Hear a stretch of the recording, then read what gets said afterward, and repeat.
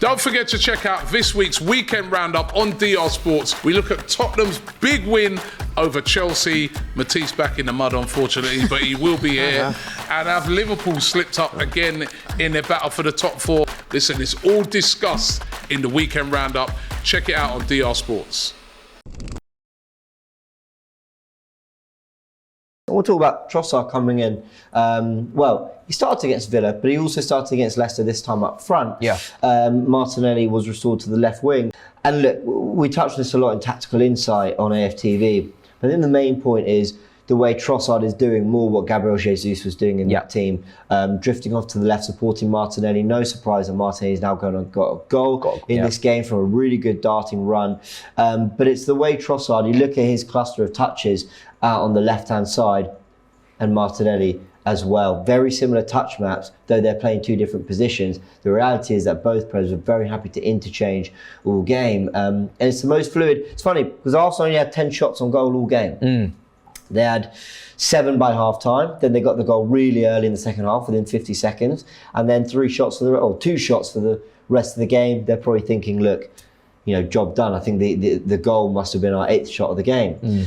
Then they just controlled Leicester. 1 shot Leicester had all game. An XG of 0.01, the lowest ever recorded in Premier League history. Arsenal just went, we got you where we want you. And the possession stats didn't drop either. They stayed at 66% across the whole 90, because Arsenal, with a whole 45 minutes to play ahead, still were able to just keep the ball and frustrate Leicester and stop them really doing anything. I thought it was an incredibly, really, really mature performance from Arsenal.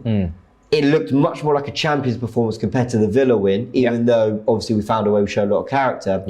But the interchanging, I think, also gave us the fluidity, which maybe the attacking stats and the 1-0 win won't give Arsenal the credit for. Champions have to do both, don't they? How many times we see Sir Alex Ferguson and Carlos Tevez header at Blackburn, last-minute winner?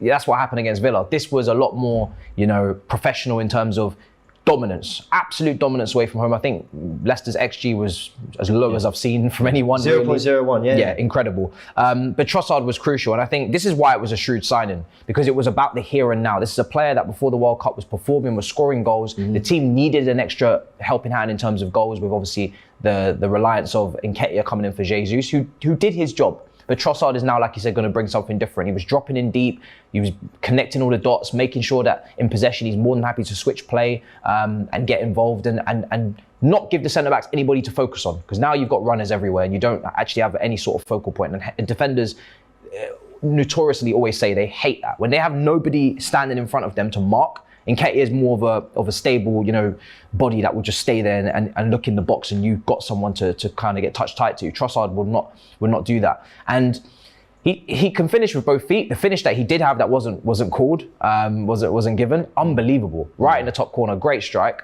and like you said, he was involved in all the good moves. So Martinelli, I think he had an injury after that goal. I think he should be fine now. He played the rest of the match. He was fine. So he should be fine.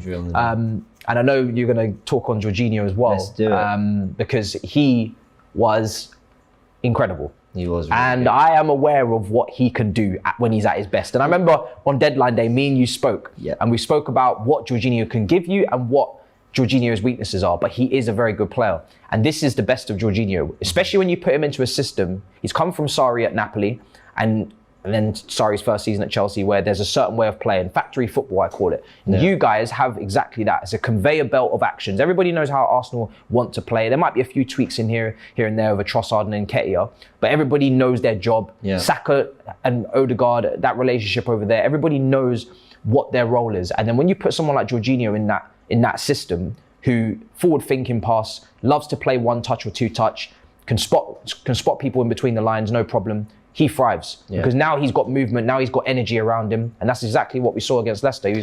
And he's so good in the first phase. He loves it. He almost wants the problems on the ball in the first phase. I want to give you even more credit than you're giving yourself. I remember on deadline day, you said to me, on the defensive side of games, sure, if it opens up and he's caught in transition, that's a problem. But actually, when the game is compact, his ability to read the game is brilliant. And that is why he's come out with, the second highest or second best passing numbers in the game. That doesn't surprise me. This is ranking against all players, Leicester included. But he also came out with 2 out of 4 aerial duels won, the most of any player, 10 ball recoveries in the game, the most of any player, and second with 3 out of 7 tackles. Because Arsenal have a really high line with White, Saliba, Zinchenko, Gabriel, all athletic as well, can squeeze up the game, but Martinelli and Saka also do their bit to drop back. It actually really closes up. When we got the ball, they spread really wide to make the pitch as big as possible. When we don't, we really close it in. And Jorginho's got the reading of the game to go, I can nick that ball here, I can win that header here, I could just put a foot in there, or I can even just slowing down the play. And actually what he also showed was a real understanding of the dark arts when Vardy clatters into him, let me just hold my head a bit, let me slow it down. I thought Xhaka did really well in that side of the game as well. And 2 players, much maligned at times, Xhaka and Jorginho, showed that in a good system, they've not only got the ability, but I think they've got the experience as well to get through moments where Arsenal, what they did, they weren't reactive. Arsenal weren't in a difficult moment against Leicester, and then they stepped up and came through it. They performed in a way that was proactive to ensure that Leicester could never get a foothold in the game and cause Arsenal problems. He absolutely loves possession. You know, he loves to keep the ball, and people sometimes underestimate what recycling the ball does. It's a way of defending. You know, some people say, oh, it's sideways passing, you're not. And he was very progressive in this game. But when he has at times passed the ball sideways, or he's tried to set Chelsea up in a way where we're trying to keep the ball, we're trying to maneuver opposition to find openings, people say that's boring. Well, keeping the ball is a way of defending. And when you keep giving the ball away and you keep turning over the possession, you find yourself susceptible to some dangerous opportunities on the counter. And he's someone that, yes, he can get caught out. And make no mistake, in his Arsenal career, you will have games where you're like... It's happened already, about 4 or 5 times. He's been run past. Yeah, you're going to have moments where you're pulling your hair out of Jorginho thinking, why on earth were you not able to stop this player from running past you? Why have you been dribbled past here? Why is this chance being created when you were right there able to stop it? But you've got to keep things very close. And this is the advantage to having Partey when he comes back. Jorginho will not have to play every single game for Arsenal. He will not be indispensable. But when he does come in, and when he's on it, this is what you get. DR Sports is entering the metaverse. Welcome to Habbo. Come play games and chat about the latest football drama. Meet up with friends, meet new people, and have a great time. I'll be there on special VIP days.